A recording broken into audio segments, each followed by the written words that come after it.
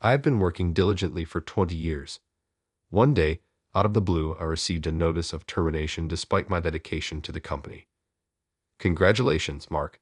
You've been selected for workforce reduction. We've hired a top-notch new recruit, so you're being let go. Thanks for your hard work. I stood speechless at the sudden declaration from my manager even. It's unfortunate, but that's reality.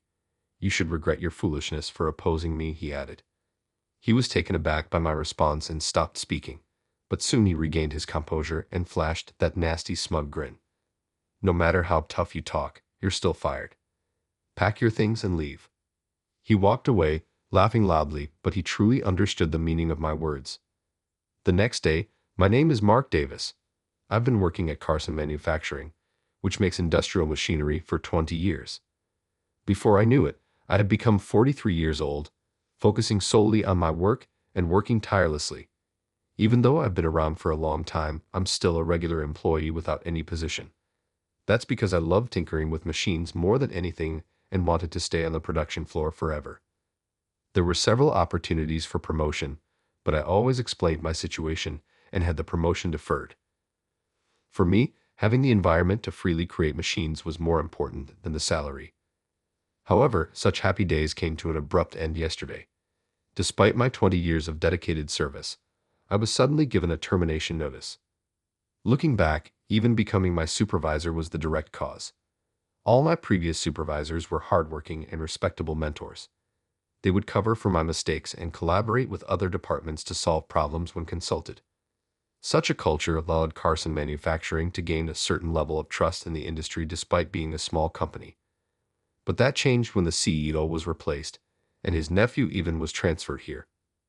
I won't tolerate the lax atmosphere of this workplace. From now on, every employee must give their all to achieve results, he even declared abruptly in his first address. At first, we employees were confused but tried to accept his demands. Needless to say, everyone at the factory has been passionate about machine manufacturing. Without being told, we were already trying our best to get the job done. But even without understanding the situation on the ground, kept demanding higher sales without any concrete instructions.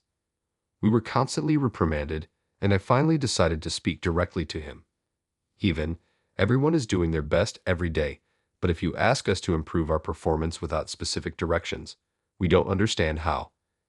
If you guys working on the ground don't understand, how should I know? Mr. Carson boasted that you are excellent employees. If you're so talented, you should be able to figure it out without my instructions, he retorted. No matter how hard I tried to communicate, he was always like this, making conversation impossible. Through persistent discussions, I realized that he was completely inexperienced. It seems Mr. Carson called his nephew, who had been drifting from job to job in various industries, to give him a position out of pity. I gave up on expecting concrete instructions from Even, but he held a grudge against me for embarrassing him in meetings and resented me persistently afterward.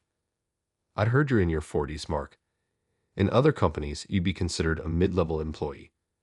Why are you still a regular employee here? He asked one day. I enjoy working on the production floor and wish to continue here till the end. No need for such excuses. In other words, you're incompetent. We don't need incompetent employees here. But do your best to work hard, he sneered. Whenever we crossed paths, he would make sarcastic remarks and complain. Gradually, his sarcasm wasn't just directed at me but also at Emily, my right-hand woman. She is a younger woman in her 30s with exceptional skills and a great sense for the work. That's why I always included her in my product development, but even mocked her for it. This company has generous benefits. Mark even has a babysitter assigned to him, he scoffed.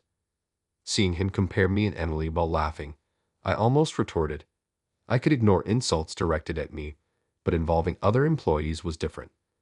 However, it was Emily herself who held me back. I know how capable you are, no matter what anyone says. We just need to prove ourselves through our work. Her smile, which always cheered up everyone around, also helped ease my tension. This is how we managed to continue our daily work despite the troublesome presence of Even. However, over time, his behavior became even more unbearable. It became a norm for him to leave work on time while pushing his tasks onto his subordinates. Although we employees covered his work, he never showed any gratitude or appreciation.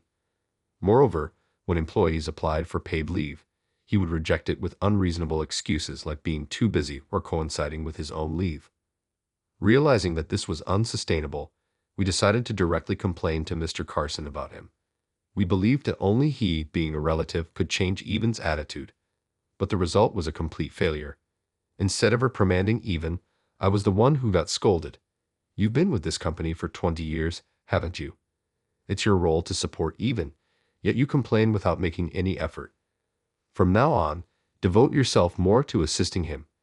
Hearing this directly from the CEO made me utterly disillusioned with the company. Since then, Evan has been subjecting me to various petty harassments. I've been working on developing a machine that assembles parts for about 5 years. I named it Fabs, combining fabrication and fabulous to represent the joy of creation. Fabs was designed to handle large and heavy parts accurately, automating the wide range of assembly tasks. Once completed, it would replace manual insertion processes, significantly reducing work time and stabilizing quality. For the past year, we focused on finalizing the product based on the prototype. But one day, the prototype was found destroyed. When I arrived at work that day, I was shocked to see the prototype forcibly toppled and in pieces.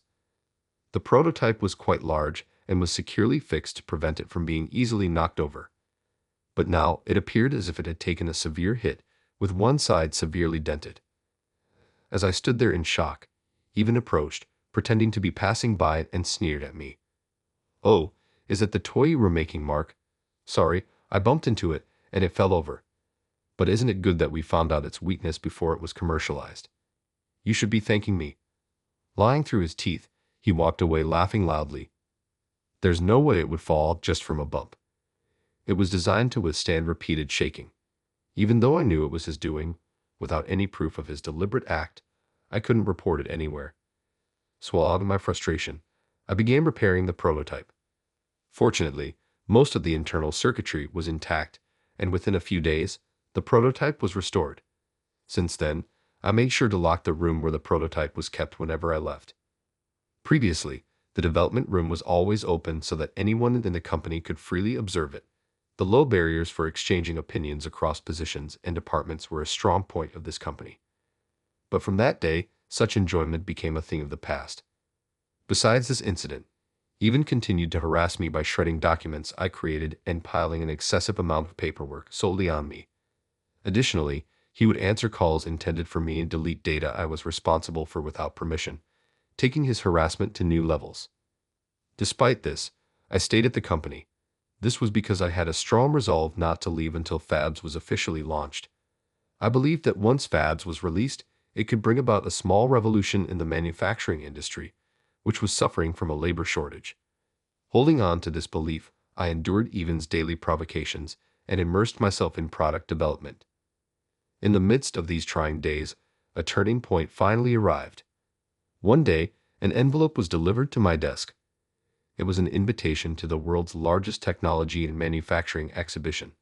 This exhibition was a platform to showcase the latest manufacturing and implementation technologies in electronics, attracting related industries from both domestic and international companies such as electronics, semiconductors, and automotive parts manufacturers. I had applied to present Fabs, which I had been developing for 5 years at this event. Now everyone will see how amazing Fabs is. I prepared day and night for the exhibition, fine-tuning Fabs and getting ready for the presentation. On the day of the exhibition, the venue was filled with industry experts and media representatives. Finally, it was time to present Fabs. As the presentation time approached, I felt a thrilling excitement like never before. But just 5 minutes before the start, I was suddenly called out by the event organizers. "Mark, we're sorry, but Evan will be presenting instead of you." "What? Evan?" I was bewildered. But while I was trying to process this, Evan walked past me with my presentation materials and took the stage. He then began presenting the content I was supposed to present with a self-satisfied look on his face. "What is going on?" "I prepared everything, the demo files for Fabs, the PR videos. Everything was made by me." Next to me, Emily was also trembling at the sight. "For us, this is terrible. I can't believe it. He has stolen all of your work, Mark." Fabs is my creation. I built it from scratch and finally brought it to completion. After the presentation, Even, completely satisfied, approached us as we stood there in shock. Even, what is the meaning of this? What's the problem? It's obvious it's better for a department head like me to explain than a regular employee like you. Don't you understand that it increases the chances of successful deals? He retorted, showing no remorse whatsoever. Unable to hold back, I finally let go of my usual resignation and protested. But Fabs is my invention. You don't even understand the content of the materials you just read, do you? The employee who understands the product should be the one presenting. You just don't get it, do you? Besides, I got permission from Mr. Carson to present this machine. Are you going to go against his decision? Seeing the smug look on his face, I realized that arguing further was pointless. He must have been waiting for an opportunity to embarrass me for a long time. When I reacted to him destroying the prototype, he probably figured out that Fabs was the most important thing to me. He had undoubtedly arranged everything in advance with Mr. Carson to take Fabs away from me. But being told it was the CEO's decision, there was nothing more a regular employee like me could do. As I stood there swallowing my frustration, Even patted me on the shoulder and walked away with a gleeful look. Well, since there's nothing more to discuss, I'll take my leave. I have to handle the inquiries and orders for that machine. As expected, Fabs was welcomed with open arms by the industry. Evan had stolen my product and as a result gained significant recognition and fame in the industry. Seeing Even and Mr. Carson reveling in their success, I finally made up my mind. The most shocking news came the day after the exhibition. Today, remembering the humiliating events of the previous day, I went to work as usual. However, my desk was completely empty. All the research I had accumulated over the years and the meticulously gathered documents were gone. What is going on here? I don't know. I have no idea. When I came in this morning, it was already like this. I asked Emily and my other colleagues, but everyone just shook their heads, clueless. After searching the department, we found that everything from my desk had been stuffed into garbage bags and left in a storage room. Who would do something like this? Emily muttered in shock, and everyone thought the same person at that moment. Mark, what are you doing over there? Even, grinning smugly, appeared clearly in high spirits. He glanced at me holding the garbage bags and snorted derisively. Rummaging through trash early in the morning. You've really hit rock bottom, haven't you? My belongings were thrown away. Do you know anything about it, Even? Oh, that. It was all unnecessary, so I took care of it last night. You should be thanking me. What? He casually admitted it was his doing, leaving me speechless. As I struggled to find a response, he smiled and dropped a bombshell. Congratulations, Mark. You've been selected for work reduction. We're hiring a top-tier new graduate starting tomorrow, so you're fired. I was stunned by the sudden announcement. He continued, enjoying himself. The new hire is Mr. Carson's son. He's a young, college-educated employee, totally different from an eternal regular employee like you. The machine you made, Fabs or whatever, is finished, right? That means you're no longer needed by the company. The new hire will use your desk starting tomorrow, so clear it out and leave today. In other words, you're fired. I've worked diligently for 20 years, and now you're telling me to leave by the end of today. His grin widened even more at my response. That's what I've been saying. A regular employee can't even understand when they're being fired. Listen, Mark, you're fired. It's unfortunate, but that's reality. You should regret the foolishness of opposing me. That's good. He was taken aback and stopped talking. What did you just say? I said, that's good, Even. Can't you understand my response? This company may be what it is now, but I've been here for 20 years. I was hesitant to submit my resignation, but since you fired me for the company's convenience, it's a different story. Now I can lead this company proudly. Hearing my words, Even stood there dumbfounded for a moment, but soon he shook his head, regaining his composure. That nasty, smug grin returned to his face. Is this the howl of a loser? No matter how much you pretend to be tough, you're still fired. Pack your things and leave. I will, and by the way, I'll be taking all the unpaid vacation days I've accrued. For a lowly employee, you sure know how to use your head. Take as many days off as you want. With that, he laughed loudly and walked away. I gathered my necessary belongings and left the company. After 20 years of commuting every day, rain or shine, it ended rather abruptly.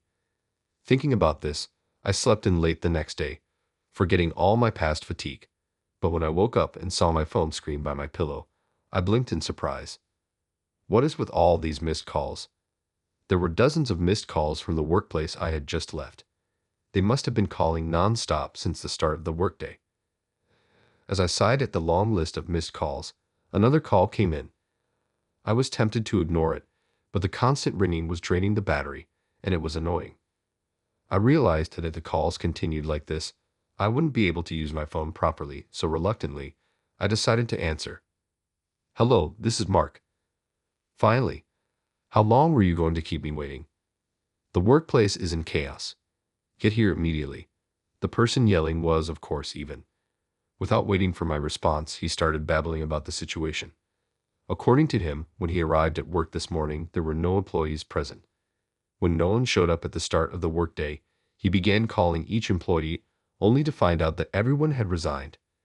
Shocked, he visited the CEO's office, but found only a pale-faced Mr. Carson with his secretary nowhere to be found. "After you left yesterday, all the employees came to submit their resignations. They all said they would leave in a month and use their remaining vacation days during that month. I thought it was a joke and ignored it, but no one showed up today. I only fired Mark. Why did the other employees resign too?"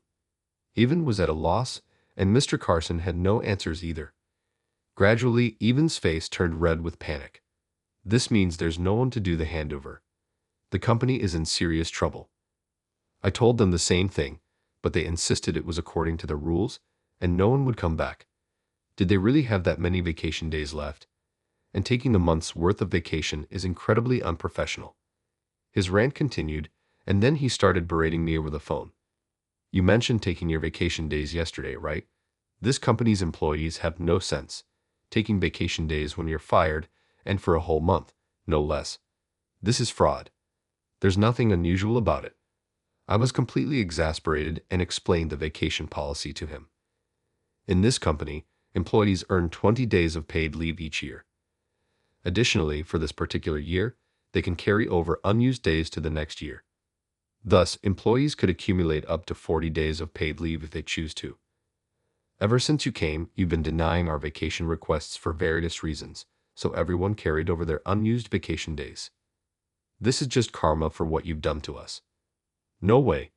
His weak voice was clear even over the phone, but then he snapped back to reality and raised his voice again. "All right, I'll give up on the other employees, but you must convince Emily, who worked with you, to stay." "What? Why just her? She knows all the ins and outs of your complicated work. After firing you, I planned to have her take over your tasks. But now, she's left too. My plan is ruined." "That's unfortunate." I suppressed the urge to laugh. Actually, after leaving the company yesterday, I met up with Emily. "I submitted my resignation to Mr. Carson as well," she said, smiling brightly as she followed me out. "Are you sure about this?" "Absolutely. A company that makes such poor decisions isn't worth staying at." When I told him I was resigning, he mocked me, saying they wouldn't miss 1 or 2 employees like me. She started laughing heartily. "Mr. Carson and Ivan are going to be in for a shock tomorrow. It's not just 1 or 2 employees. The entire staff is quitting. I wish I could see Ivan's face when he finds out." Yes, this mass resignation was our plan all along. Everyone had been fed up with Ivan's antics and Mr. Carson's failure to stop him. We had been planning to leave the company, and the incident with Ivan hijacking my presentation at the exhibition was the final straw. After that, Emily had joined our other resigned colleagues and celebrated with some delicious drinks. As I recalled the events of yesterday, I heard Ivan's weak voice on the phone. "If it comes to this, even you will do. Come to the office immediately." The phones had been ringing non-stop with inquiries, and we can't keep up. "I was fired by you, Ivan. I can't come to your company." I clearly refused and ended the call. As I hung up, I could still hear his pleading voice, but I had no more ties to that company. Ivan continued to call me intermittently. However, I never answered, and the calls gradually decreased, eventually stopping completely after a week. He must have been too busy dealing with the company to keep calling me. I enjoyed my newfound peaceful life for a while. Later, I heard that the company went through a tough time. Even when they received inquiries, only Even and Mr. Carson were there to handle them, which led to many misunderstandings. Eventually, a defect was found in the fabs presented at the exhibition, and the company received numerous complaints. Without me, who had developed it, Even was at a loss. He couldn't answer questions about repair schedules or future prospects, injuring the clients. Meanwhile, I continued to walk my usual commute route. As I passed my former company, Even spotted me and rushed over, sweating profusely. "You're finally here. I knew you would come, Mark. Now fix that Fabs machine. The clients are furious." Half crying, he clung to me, but I shook off his hand nonchalantly. "You must be mistaken. I was fired from Carson Manufacturing." "Then why are you here?" "I'm on my way to my new company. From now on, I'll be working at Davis Engineering, my new startup."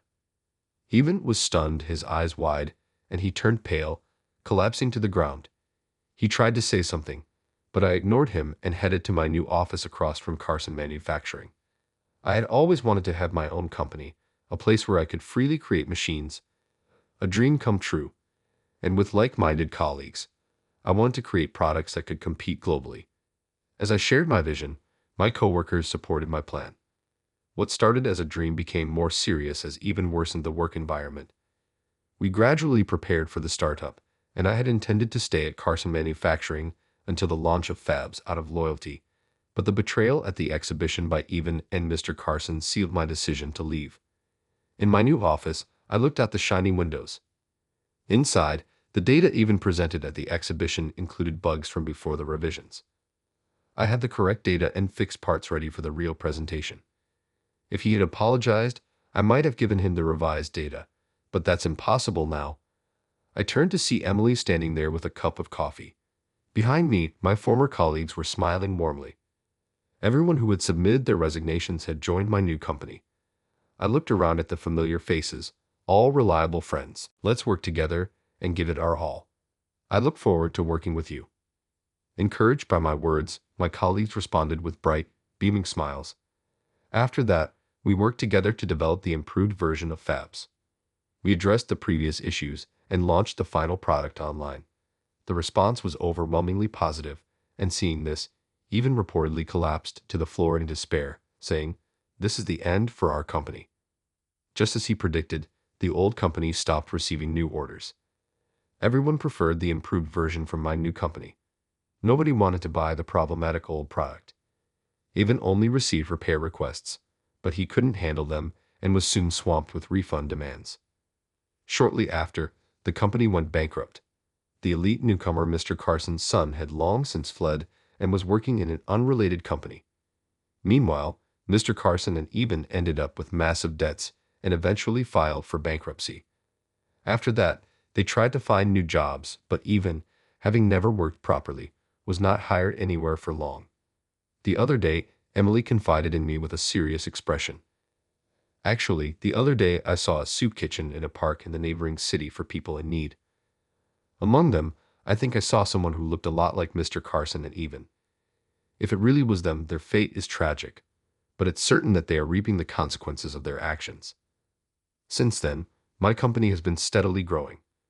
We've been continuously improving, incorporating customer feedback to make the machine more versatile with interchangeable attachments. I intend to keep cherishing the feelings of my employees and our gratitude towards our customers. My relationship with Emily has also blossomed. I'll always stay by your side. I want to watch the company grow alongside you. It's been a year since she confessed her feelings and we started dating. Next month, we're getting married. I want to continue building a vibrant workplace with Emily, who understands me better than anyone else. Hand in hand with her, I step into a new future with all my might. I will continue working tirelessly